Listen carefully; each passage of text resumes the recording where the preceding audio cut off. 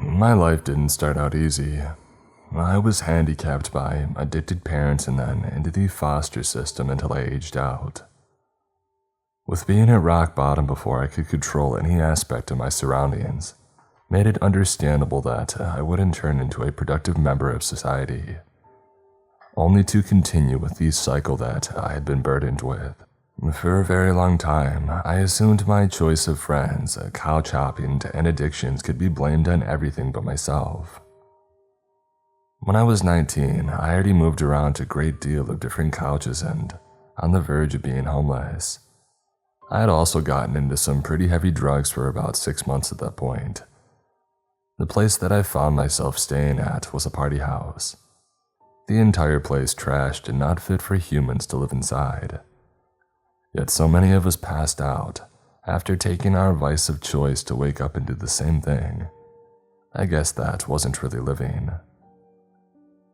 A new girl showed up one night. I had never seen her before and thought that she looked too, shiny to be around us. She almost had a light coming off of her. I didn't talk with her and I didn't know who she came with. I quickly drowned in my own vices and I blacked out for most of the night. But I woke up to see her on the couch, face far too pale. I got up and I turned her over on reflex. I suddenly felt very sober when I saw fluid coming from her mouth. I didn't think that it was possible for someone like me to act in the proper way in such a dire situation, but somehow we got her help at the right time. She lived and needed her stomach pumped. I never even learned what her full name was. After the ambulance left with her, it all hit me at once. I mean, sure, I grew up in terrible conditions, but she clearly didn't. She nearly died by going down the same path. She made the choices that I did, but she never should have been there long enough to make that choice. We all knew better. I felt as if I had nearly killed her along with the person that she had bought the booze and drugs off that night. We all had choices. Sure, at first things may have started out terrible, but I made the choice to not try and improve my life. I had gotten to this point because of my own. I couldn't keep blaming everything else on things that I couldn't control. After that night, I got away from that group of people and did everything possible to become a better person.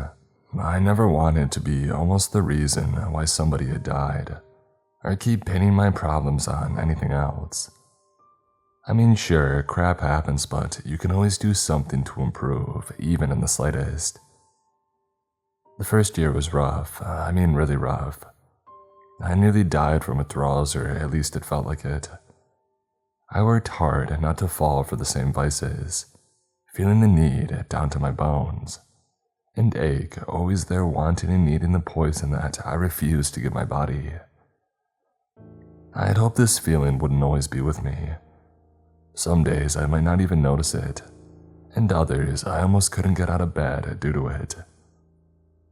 For over 5 years I stayed clean. No drinking, only cigarettes to calm my nerves. Even when weed became legal, I didn't touch it.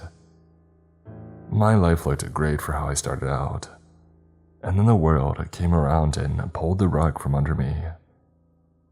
I lost my job for no fault of my own. The pandemic really did a number on my company and they needed to cut back on employees.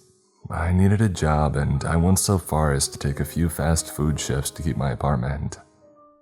With the work hours not coming in and the bills piling up, I sunk down to a bad mindset. That feeling of wanting something to take the edge off, nearly overtaking everything else. I was at my fast food job about to clock out for the night. Everything cleaned up and I had another coworker with me.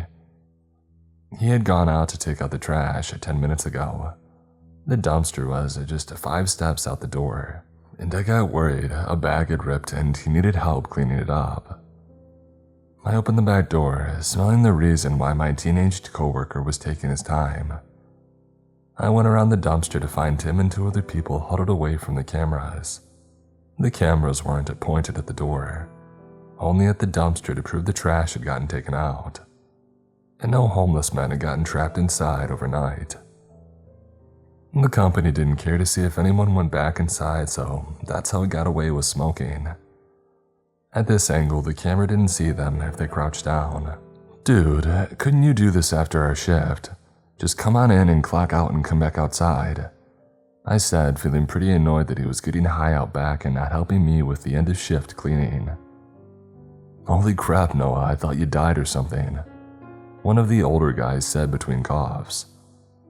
I looked at him long and hard, the lines in his face making him look 10 years older than he should have, his teeth half missing and fingers stained from smoking. He was one of the guys that I hung around with, and the other one with him was my dealer back in the day. I got acid reflux just looking at these two. Sure, I was working at a crappy fast food place, but I could have ended up missing most of my teeth and huddling in the back of a dumpster, getting high at 1 in the morning. Clinton, my old dealer, laughed at seeing me after all these years. His laugh turned into a long, loud cough that didn't sound good. "You two look like you died 10 years ago. Come on."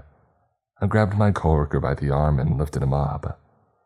He protested but let himself get dragged inside. I pushed him in and closed the door so I could face the two from my past. I hated the smell of them mixed with the rotten food in the dumpster.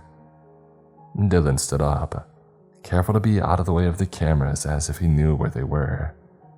Heck, I bet these two provided for half the people working here. I crossed my arms, trying to look tougher than I was. They were pretty thin and worn down from continuing on with the life that I had abandoned, but I knew they would kick my butt if it came to it. "You got a girlfriend these days?" Dylan asked, shuffling over. The smell of him made me want to puke, but that ache came back. The still lit joint in his hand reminding my body of what I had been refusing for so many years. I shook my head, wanting to get myself back on track. These two needed to piss off and never come back. I didn't want my coworker hanging around them. They always led people down the wrong path by promising such little things to start with. "You two," I started and got cut off. They both got close and I was forced against the door. I refused to let the fear of them show on my face. For a second I thought they might get violent, but for what reason? I didn't think that I left owing them money and stealing my coworker away didn't matter. If they were going to do a deal, it would have been finished 10 minutes ago. "If you need money, we have the shack going again. Should bring your girlfriend over, we pay pretty good," Dylan said, his voice low. Clinton looked around nervous. He kept scratching at his arms and clearly he wanted to leave. A cold wave came over my entire body. I had heard about the shack but never confirmed it. What went on in there had really happened. If even half of the terrible stories were true, I needed to bring the full force of the law down on whoever was running it, and fast. I had went to the shack once to deliver a package, but I didn't go inside. I just handed off what was needed and left. I only got asked because I was trustworthy enough to know the location. After leaving that life behind, I had forgot all about it until Dylan had brought up all those memories. I shook my head, but he kept talking. "Just think about it. We can pay you and other stuff too. I can tell that you need it," the dealer said, and his friend laughed a bit too loudly. My hands were trembling. I gripped my arms tighter, trying to hide that fact. I hated that what he had said held a little bit of truth. I wanted to forget about my bills and stress for just one night, or at least for a few hours. At the end of hard shifts, I found myself wondering if just one night would really hurt in the long run. I'd get lost. I turned on my heel, opened the door, and it hit Dylan in the face with it. I slammed the door before he could attack me for hitting him. They came around the front to bang on the glass once and laughed. They knew that there were cameras at the front and in the parking lot, because we had had people smash the windows in before. My coworker asked me what that was all about, but I went into a lecture about him hanging around those guys. I may have told some tall tales to scare him enough to never want to see them again. Each story was based in truth, so I didn't feel bad about that sort of lying. I got him safely home because I didn't trust him getting on the bus properly.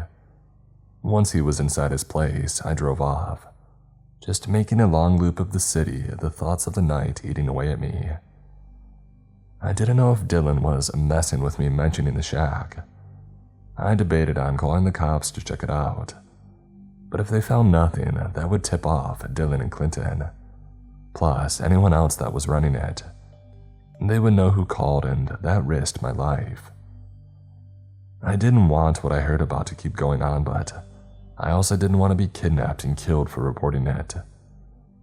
That made me feel selfish. I had to do something. I decided on going to the shack myself and checking it out. If I gathered some evidence that led to the right people getting arrested, it might work out. It also might get me killed spying on them and secretly filming what went on around the shack. And who knows, maybe Dylan was only messing with me in the old rotten place it fell down years ago. I didn't work the next day and I got ready for my new mission. I put on some boots for hiking, a water bottle and my cell phone and an external battery for it. After all these years, I still remember the location in the middle of the woods, only after going to it one time. That was my one useless talent. I could remember to go anywhere, even in the dark, after going there a single time. That talent really didn't come in handy very often. I arrived at the woods in the middle of the day. It didn't look like it though. Gray clouds overhead and the trees bare. It wasn't overly cold for the season, but I still zipped up my jacket. I parked my car a block away and I started to walk down the dirt road that led into the woods. I quickly went off the path that the tree marked with red spray paint. It had faded with age. It wasn't a very long walk from the road to the small rundown shack in the middle of the woods. I don't even know why it was ever built out there. Maybe a hunter did it for when he spent time in the woods, and other people just took it over in time. Every step caused dead leaves or twigs to crunch under my feet. A sharp breeze blew, making me stop for a second and get the dirt from my eyes that the wind had picked up. When I opened my eyes again, I was met by a baseball bat in mid-swing, a second away from impacting my head. I could only stand and take the hit, unable to move out of the way in time.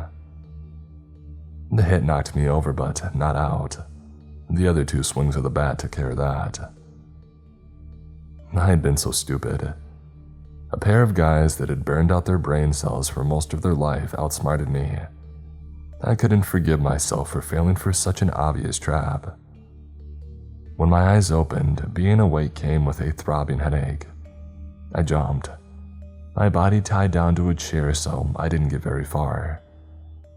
I glanced around, trying to figure out how bad of a situation that I had landed myself in. I was inside of the shack, that much was clear. The floor made of packed down dirt, and faint light showing through the cracks in the wooden boards for walls. The single window dirty and covered in spiderwebs. Clinton waited for me to wake up. He smiled and called out for Dylan, who apparently took a few steps outside to use the washroom because I took so long to wake back up. A red light made me focus on a camera mounted in the small space and hidden behind Clinton for a second.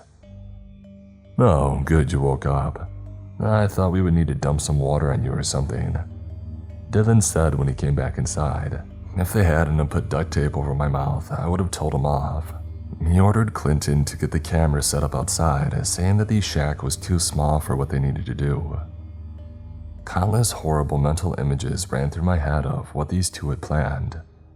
They dragged me in the chair outside, the sun starting to set to show how long I had been out for. A camera on a tripod sitting outside hooked up to a laptop. Why would these two record this? Wouldn't that bite them in the butt? They made sure that I was in frame, and from the looks of things, the camera was recording the entire time. My stomach sank when I assumed right then that this was being live streamed. Dylan saw my expression and he smiled. He loved being in a position of power over someone who saw him as worthless than a cockroach. When we're live streaming this, we get paid pretty good for these shows. But lately, we've run through most of our connections to you, so thank God we came across you.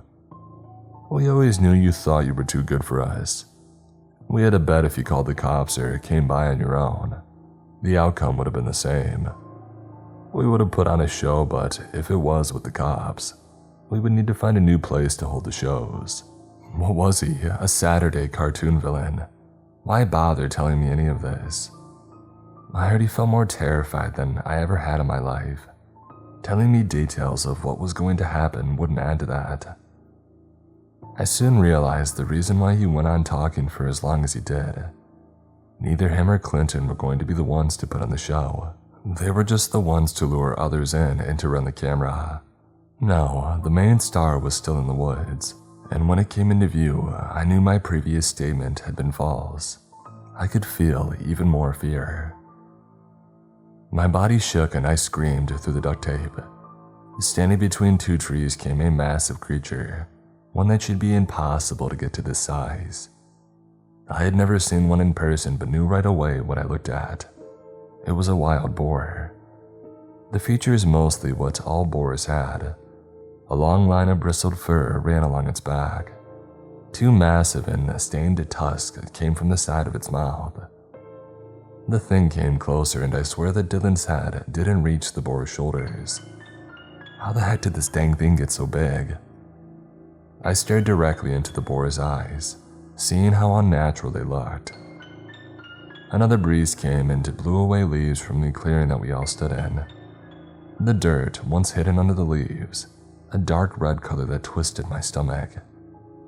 I had no trouble figuring out what the next few minutes held.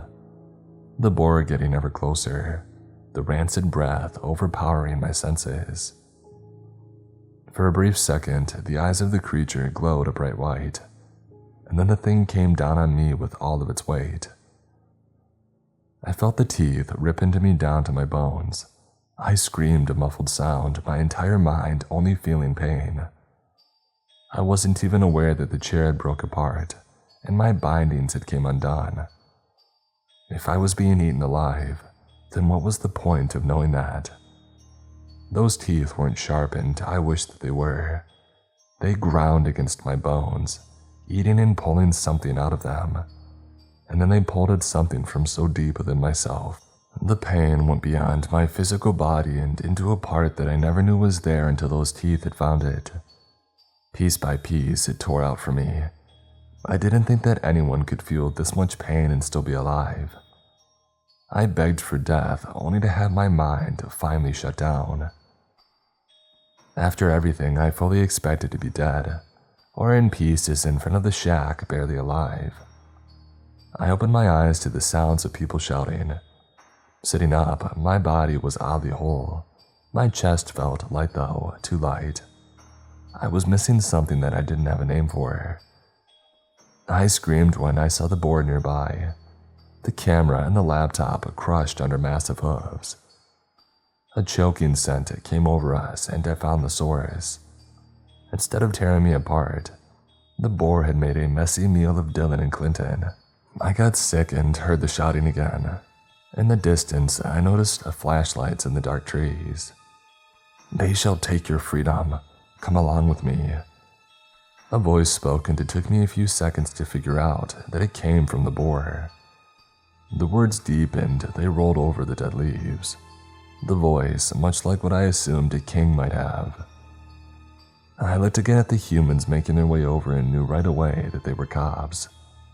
If they saw me standing in the middle of, well, Dylan and Clinton, questions that I did not have the answers for were bound to come up. The boar that had caused me so much pain and I hesitated going over to it.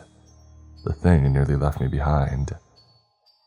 With some issues, I climbed up on the wide back and we were off running through the trees, far away from the bloody scene. The powerful beast ran like the wind. I kept a tight grip on the fur, my body feeling so light, the fast pace making it almost impossible to stay on for too long. We finally stopped, the boar tossing me off. I landed painfully at the base of a tree, but at least I was still alive. I rubbed my sore back, swearing. What the heck just? My angry word cut off seeing a new sigh in front of me. A man stood in front of me instead of the boar from a few seconds ago. I looked around for the monster, wondering how it had left so fast. But then I then focused on the person who had replaced it, my mind working slowly. He was tall and very large, but large in a way that professional weightlifters are. Most people think of a guy with muscles on muscles for that profession, but those are bodybuilders. In my experience, the guys who could lift a bus had a gut and not a six-pack. He wasn't wearing a shirt, so it made it easy to see his big arms almost as thick as a tree. He thankfully wore some sweatpants and, oddly enough, a cloth hanging over his face. Seeing the long bristled hair going down his back made me put the two pieces together. Seriously, what the heck? I asked, feeling exhausted. The man laughed, making the cloth in his face move. He shifted his arms into a stretch, but thankfully went into explaining things soon after a small warm-up. I am a god. I made a deal with those two that I'll eat the ones they bring me, and they can film it for their little side project, he explained. A pig god? I asked slowly. A boar, he corrected but didn't sound angry. We live to eat, and I rarely find things that I haven't tasted before. Those two were running out of suitable meals, so I ate them ready to move on. But they did bring me you. What I ate out of your bones was one of my better meals of late, and I do hope to have it again. I backed up against the tree as far as possible. He confirmed that he ate something from me, but I didn't know what it was. I paused to self-reflect, trying to see what was different. All of my memories seemed intact, all my feelings. Well, then what was it? I still knew my name and age. The answer finally came when I noticed how light I felt, and how my hands were only shaking from fear. You ate my addictions, I said slowly, trying to wrap my head around the idea. The god laughed so loudly that it shook the bare trees. I winced at the sound, and because he took a step closer, his hands opened wide, and I thought that he either wanted to hug me or eat me. The taste of it rotting away your bones and soul was just so sweet. I wish that I had more of it. You went without vices for years, making it wear you down and get so rooted into yourself that it would have made you collapse from the inside. And I love it. Those two, nothing compared to that taste. But that addiction craving is going to come back. In a year or 2 or 10. You did well holding it back, and you'll do well when it returns. I'll leave you be for now, but I shall check in on you to see if you have created a meal for me in the future, he said, and his words gave me chills. I shook my head, but he refused my answer. With a large hand on my shoulder, he started to guide me along, and I figured the way out of the woods. I looked up at him, trying to think of a way to avoid the pain that I felt a second time. Was it worth going through all that so I didn't have my cravings for a few years? But the police, I started. Oh, don't you worry about that. They shall think that an escaped feral pig or two ate the ones we left behind. They'll find some and they'll shoot them. He said without a care in the world. But they didn't eat them. Are you going to let those 2 pigs take the fall for your crime? I pressed. I am a god. They live to eat and to be eaten, and to serve whenever I ask. He really sounded as if he didn't care sacrificing 2 lives just to leave this whole thing all neatly wrapped up. I looked at the cloth over his face, realizing that I may never fully understand his reasoning or agree with it. "What's with the cloth?" I asked finally. He stopped, not expecting the question. He thought about it for a minute and shrugged his large shoulders. "I have not decided on a face yet. I should the next time that we meet." I hated the fact that I needed to see this creature again. He was a god and I held no power to stop him from coming by again, to eat away something that is going to rot me from the inside in the future. "Do you have a name or is it just Borgod?" I asked him. I expected him to think about this for longer than the answer about his face. He came up with a name rather quick, which surprised me a little. "Braun shall be fine." He put his hands on his hips, almost expecting me to praise him for picking out a name so quickly. I didn't acknowledge it and he awkwardly started to walk again. I started to hear sounds from the road, making it clear how close we were from reaching society.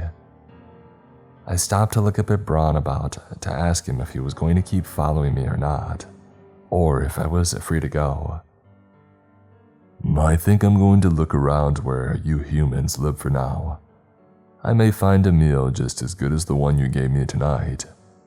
I am going to return to you in 5 years or maybe 10. No matter the time frame, I am going to be back to eat the rot from your bones. You forced that desire down and I expect you're able to do it again. You did a good job for these 5 years, little human." The god spoke, his voice a bit softer than before. I wasn't expecting those words to really mean anything. The first part I got nervous over, but I realized that I didn't have a single person give me any praise for staying clean for as long as I did.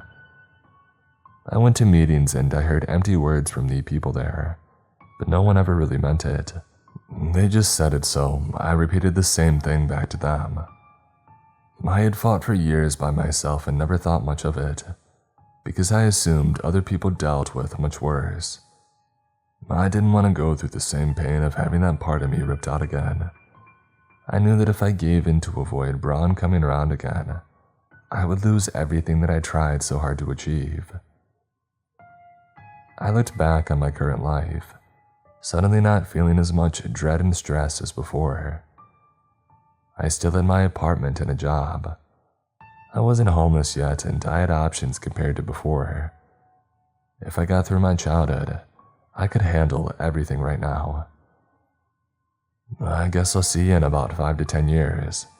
Thanks for saving my life and while taking care of my other problem," I told him, a smile on my face even with my head hurting as much as it did.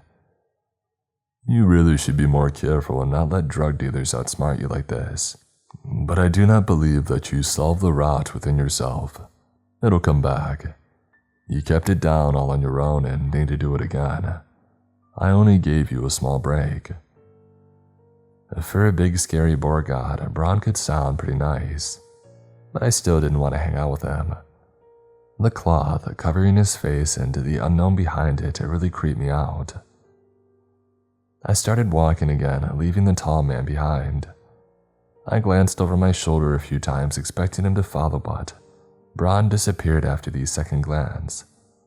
I knew that it wasn't the last time that I would see him. I came out on a road near where I had parked my car, unsure if that was by chance or not.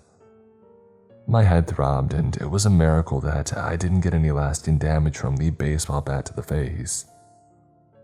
I went into work the next day as if everything was normal, and I got a few questions about my bruised forehead. I lied saying that I had fell down my apartment steps. The coworker who I dragged away from Dylan and Clinton started looking at me strangely. After those two didn't show up again, he assumed that I had gotten into a fight with them, and I had won to scare them away from the place. I got a little bit of respect for that. Sure, most of them bought from those two, but wouldn't have if they knew what kind of people they were. It all came out after the feral pig story. For a week, no one at work talked about anything else between our duties. Slowly, things started to even out. I got regular hours, bills paid, and plans made. But after a few months, a familiar ache started to creep back into my core, and I knew that I just needed to put up with it. I could do this. That rot wasn't going to drag me down after I put so much into the life that I wanted. It's not much. I'm never going to change the world or cure cancer, but I'm happy with what I've worked towards.